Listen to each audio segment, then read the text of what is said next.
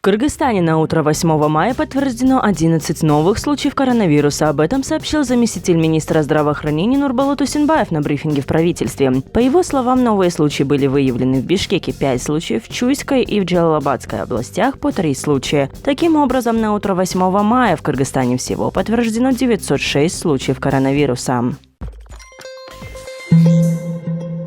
В Бишкеке 8 мая полностью сгорело кафе «Самвея Бистро». Пожар произошел утром на пересечении улиц Жбек-Жало и Панфилова. На место приехали сотрудники патрульной службы милиции и пожарная служба. Пожар был локализован в 10:38. Примерная площадь возгорания составляет 250 квадратных метров. Сейчас продолжается ликвидация пожара, сообщили Акипресс в МЧС. Жертв и пострадавших нет.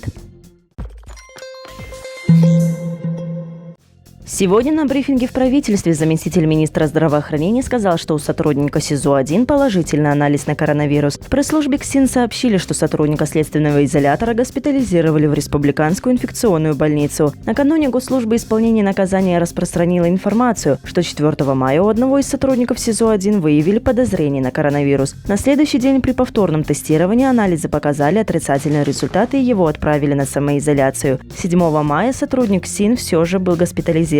Он находится под наблюдением врачей. Его состояние здоровья удовлетворительное. Он ни на что не жалуется, рассказали в КСИН.